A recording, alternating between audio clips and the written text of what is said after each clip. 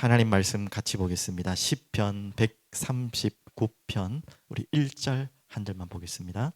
시편 139편 1절입니다. 다 찾으셨죠? 다 같이 보겠습니다. 여호와여 주께서 나를 살펴보셨으므로 나를 아시나이다. 오늘 제목이 예상이 되시죠? 나를 아시나이다. 나를 아시는 주님 예수님입니다. 자, 오늘 이번 주에 보셨던 본문이 예수님의 족보죠. 예수님이 우리를 가장 잘 아시는 것은 너무나 잘 알고 있고 이미 알고 있습니다. 우리가 예수님을 가장 잘 알기 위해서 하나님이 우리에게 주신 그 많은 이 성경 중에서도 이번 주에 족보를 봤어요. 가장 어려운 본문이고 그것을 통해 어떻게 예수님을 알겠냐 하겠지만 가장 예수님을 잘 드러낸 본문이 바로 이 족보입니다.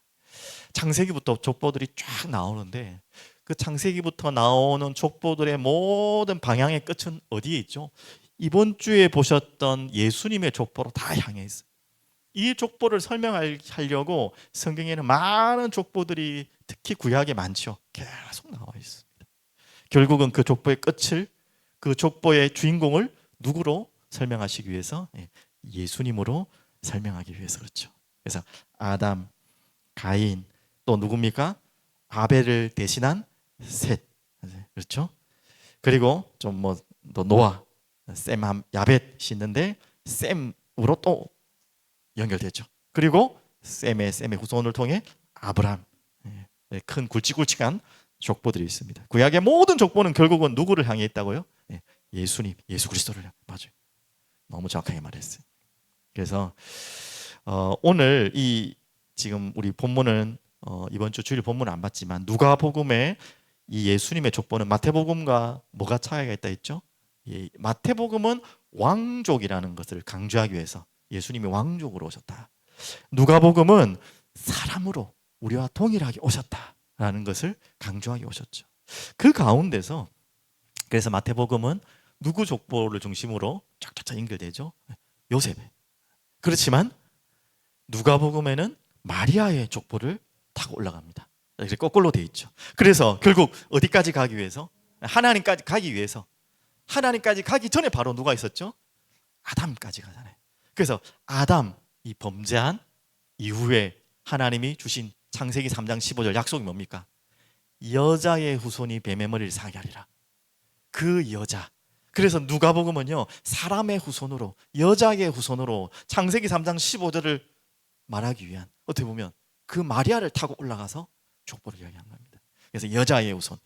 결국 이 답만이 우리의 모든 문제를 해결하기 위한, 우리의 죄를 해결하기 위한 유일한 분이심을 설명하고 있는 거죠. 그래서 이번 주간이 감사주간입니다. 좀 우리가 계절이 빨리 가가지고 이제 크리스마스가 갑자기 왔는데 크리스마스, 감사주일 다 얼마나 감사한 날입니까? 맞죠? 이 어떻게 보면 이 족보가 여러분 연구하면 연구할수록 감사할 것밖에 없고 놀랄 것밖에 없어요. 정말 감격할 수밖에 없죠. 이 족보를 통해 예수님을 아시는 것처럼 알도록 나타낸 것처럼 또 다르게 우리가 이야기한 것처럼 예수님이 이렇게 사람의 이 연약한 인간의 족보에 왜 들어오셨습니까? 그 이름이 왜 들어가 있습니까? 그럴 필요가 없는 분이잖아요. 하나님이신데 왜 그 족보 안에 그 예수란 이름이 들어갔습니까? 자, 오늘 그걸 이해하셔야겠죠. 제일 첫 번째는요, 자, 그분이 나를 아시기 위해서, 아신다는 제목인데 오늘 나를 아시기 위해서, 나를 아신다. 나를 아신다는 그 근거 중에 근거가 어떻게 나를 알아요? 어떻게 나를 알 수 있습니까? 정말 여러분을 가장 잘 아는 분은 부모님이, 우리 아이들 부모님이 제일 잘 알겠죠. 근데 부모님 다 몰라요. 나도 나를 잘 모르는데 나보다, 부모님보다, 여러분을 이 땅에 누구보다 사랑하는 할머니 할아버지들보다 가장 나를 잘 아시는 분이 누구라고요? 나를 맞아요. 만드신 분이 맞죠. 부모가 여러분을 만든 것 같지만 아닙니다. 부모는 다 알 거예요. 여러분을 만들 수가 없다는 거. 나를 만드시는 부모가 맞지만, 부모를 통하여 나온 거 맞지만 진짜 나를 지으시는 이는 바로 예수님, 바로 창조주 하나님이십니다. 그래서 가장 잘 아시는 분은 누굽니까? 창조주 하나님, 예수님. 오늘 그 본문을 하나하나 오늘 확인한 부분을 한 번 더 볼게요. 139편 1절 지금 펴놓으셨죠? 혹시 성경 안 덮으셨죠? 1절만 보셨는데 1절부터 4절까지 한번 쭉쭉 볼게요. 앞에 9절에도 있는데 성경을 보셔도 됩니다. 여호와여 주께서 나를 살펴보셨으므로 나를 아시나이다. 자, 주님이 여러분 다 아십니다. 이전에는요 주께서 모든 길과 내가 눕는 것을 살펴보았으므로 보셨으므로 나의 모든 얘기를 익히 아시도다. 아시오니 3절 3절 지나갔나요? 예. 여호와여 내 혀의 말을 믿지 알지 못하시는 것이 하나도 없으십니다. 하나도 모르시는 게 없을 만큼. 자, 이 구절만 읽었는데 조금만 더 한번 볼게요. 139편 성경을 찾아 놓으신 분들은 13절 15절도 한번 보십시오. 13, 14, 15 주께서 저 잘 나와 있죠. 내 내장을 지으시며 좀 표현이 좀 그렇지만 내 장기 다 지으셔 나의 모태에서 나를 만드셨나이다. 내가 주께 감사함은 나를 지으심이 뭐라고요? 심히 기묘하심이라. 얼마나 기묘합니까? 주께서 하시는 일이 기함을 내 영혼이 자라나이다. 15절 내가 은밀한 데서 지음을 받고 땅의 깊은 곳에서 기하게 지음을 받은 때에 나의 형체가 주의 앞에 숨겨지지 못하였나이다. 다윗의 시인데 다윗은 은혜 받은 사람이라는 증거예요. 나를 누구보다도 잘 아시는 분이 있다는 걸 알고 있었어요. 하물며 나의 내장과 나의 장기와 나의 모든 것을 지으신 분을 알고 계셨어요. 왜 이야기를 합니까?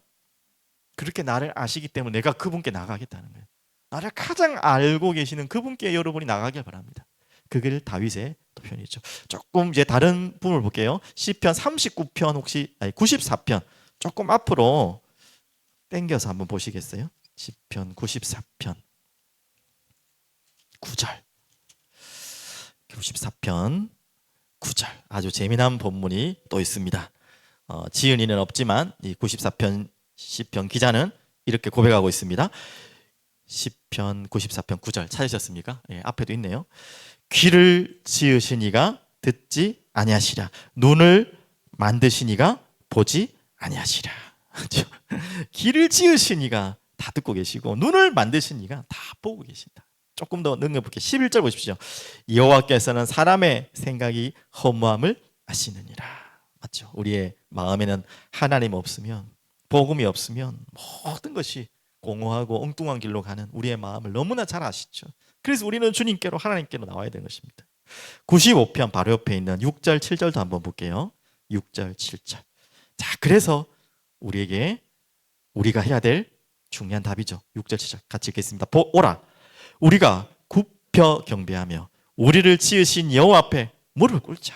우리가 아시는 분 앞에 무릎 꿇어요. 엉뚱한 데 무릎 꿇지 말고. 7절 그는 우리의 하나님이시오. 우리는 그가 기르시는 백성이며 그의 손이 돌보시는 양이 있기 때문이라. 너희가 오늘 그의 음성을 듣거든.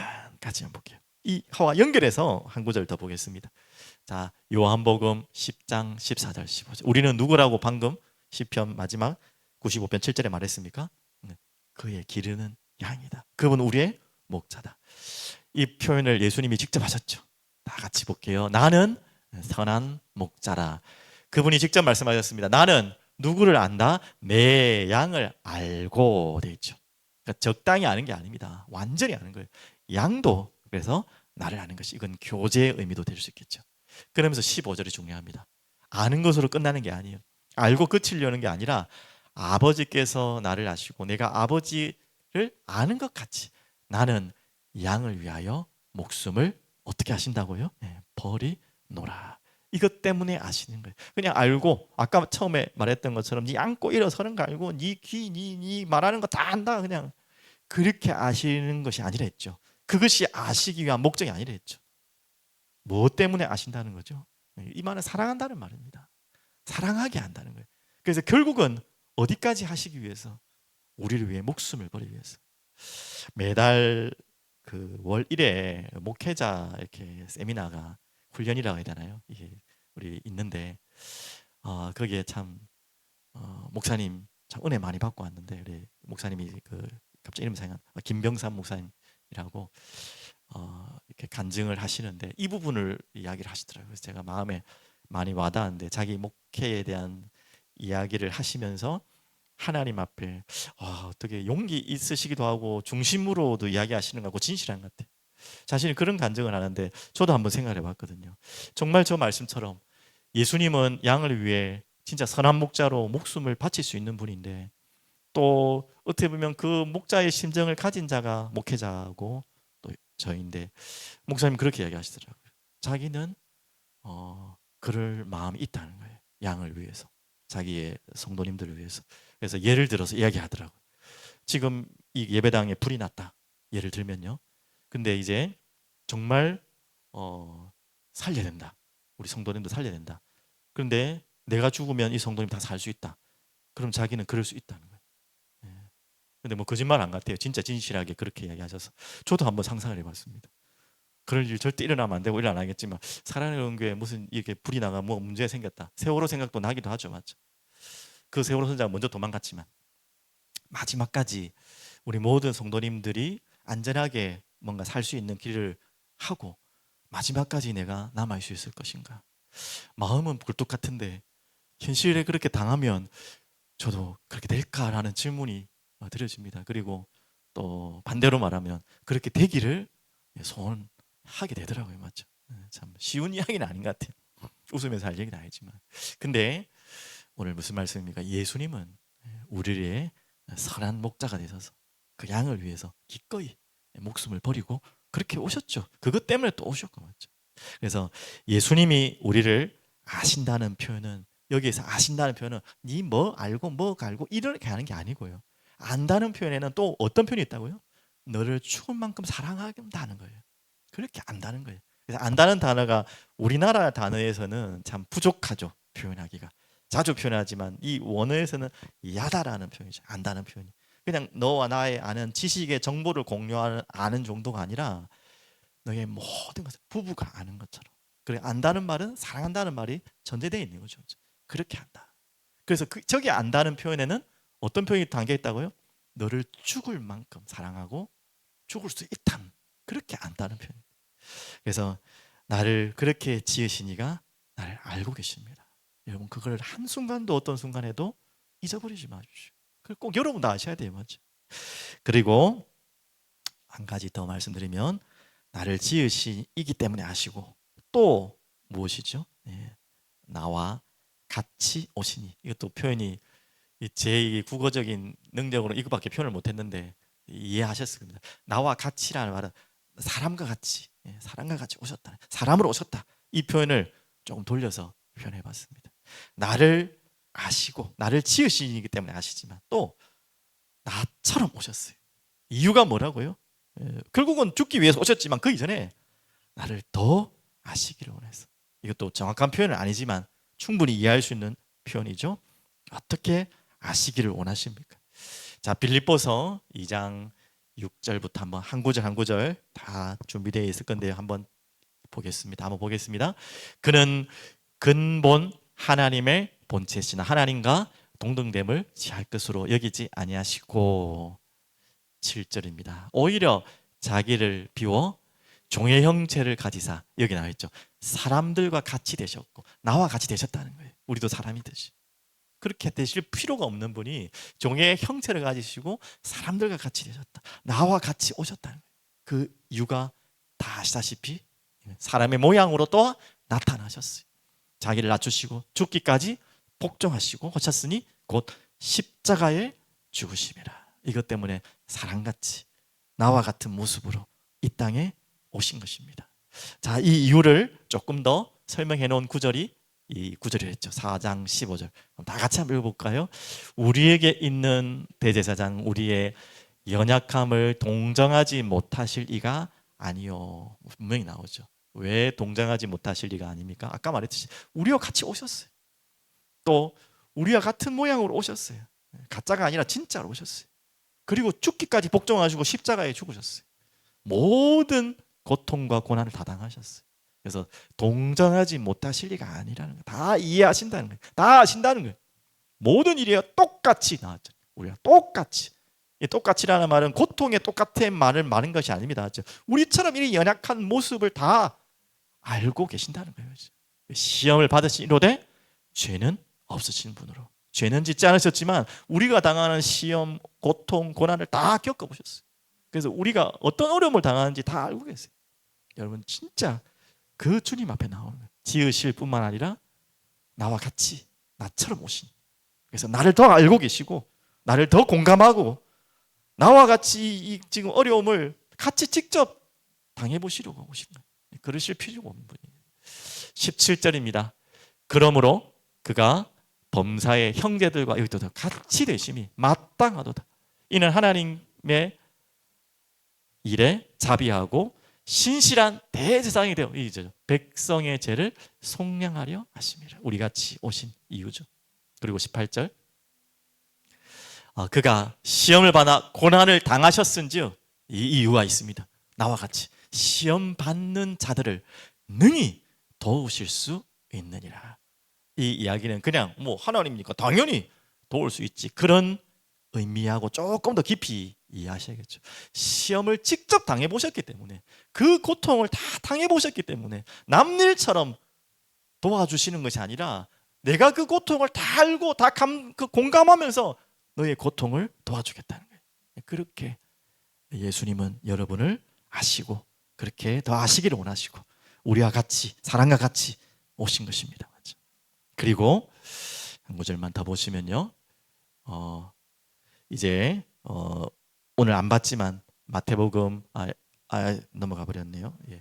누가복음 2장 3장 23절에 38절은 이 족보, 예수님 족보 이야기잖아요. 쫙 족보 이야기 자체가 결국 끝에는 뭐예요? 그 위는 하나님이시다. 하나님이신데 이 땅으로 사람을 구원하시기 위해서 아담과 하나님과의 멀어진, 분리된 그 관계를 다시 화목 제물로 오셔서 잊고 살리기 위해서 예수님의 족보가 바로 사람으로, 사람의 족보 속에 들어온 것입니다. 나와 같이 오신 것입니다. 그러면서 요한복음 14장 16절 말씀드렸죠. 자신이 보혜사이시고 또 다른 보혜사를 보내주신다. 보혜사의 의미, 위로자, 돕는 자, 보호자, 카운슬러, 상담사 같은 말이죠. 변호사, 가장 연약하고 보호받을 수 없는, 완전히 무너질 수밖에 없는 우리 인생을 보호하시고 지키시고 인도하시기 위해서 그렇게 우리에게 찾아오신 예수님. 마지막 결론으로 오늘 안 읽었지만 누가복음 3장 34절에 보면 그 족보에 쫙 있지만 여러분 뭐 모르는 인물이 더 많죠. 저도 뭐 모르는 인물이 더 많은데요. 여기에 보면 탁 떠오르는 인물이 있습니다. 첫 번째 이제 다 있지만 저는 야곱이라는 인물이 탁 눈에 떠오르더라고요. 야곱. 왜 떠올랐냐? 야곱 이름의 뜻 아시죠? 조금 좋은 뜻도 있지만 밀어젖히다, 뒤꿈치 잠다는 뜻과 연결돼서 조금 더 나쁘게 말하면 속여 넘기다, 속이고 속여갖고 사람을 넘기다, 이런 뜻이죠. 그게 바로 야곱. 결국 이스라엘로 바뀌었지만 야곱. 또 38절에 보면 여기에 보면요, 셋의 아들 에노스라는 이름이 나옵니다. 에노스라는 이름의 뜻이 이 라멕이라는 인물이 이제 그 누굽니까? 가인의 후손으로 나오는데 라멕이라는 뜻이 강한 자라는 뜻이거든요. 근데 반대로 이 은혜의 자녀인, 셋의 자녀인 에노스는요, 뭔 뜻이냐? 연약한 자. 조금 더 의미를 깊이 설명하면 죽어야 될 존재, 죽을 존재라는 이름으로 에노스라고 이름을 지었어요. 자, 왜 이렇게 되겠습니까? 우리 자신을 표현한 이름입니다. 우리 조상들의, 이 믿음의 조상들의 이름을 진짜 잘 보시면요, 진짜 속고 속이고 넘어질 수밖에 없는 야곱처럼, 우리는 언제나 죽어야 될 존재로, 연약한 존재인 에노스처럼 그런 존재로 우린 살아갈 수밖에 없는데 이 족보에 예수 그리스도께서 오신 겁니다. 그래서 참 감사하죠. 이번 주간이 성찬이었는데 제가 솔직히 성찬 때 정신이 없었어요. 그 찬양하면서 갑자기 마음이 울컥해가지고, 이 마음이 참 잘 안 되네요, 이게 조절이. 그래가지고 저 정신없이 막 성찬을 해가지고 좀 멍하게 하긴 했는데, 성찬의 의미를 여러분 다 알고 계시죠?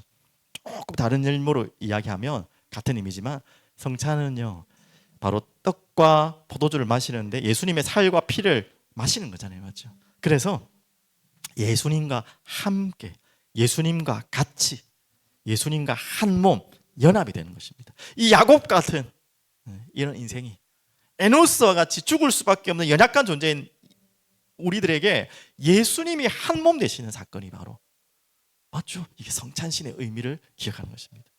그래서 요한복음 6장 54절에는 나를 먹고 나를 마시는 자는 영생을 가졌고 이것을 주시기 위해서 한 몸으로, 그리고 56절에는 뭐라고 했냐? 내 살을 먹고 내 피를 마시는 자는 내 안에 거하고 나도 그의 안에 거하나니. 그래요. 한마디로 예수님께서 우리를 위해 뭐 하기 위해서요? 한 몸으로, 완전히 한 연합으로, 이런 넘어질 수밖에 없고 연약한 존재를 한 몸으로 하시기 위해서, 이끄시기 위해서 성찬의 의미를 주셨죠. 그래서 결국 성찬은 십자가를 바라보게 하는 것일 수밖에 없죠.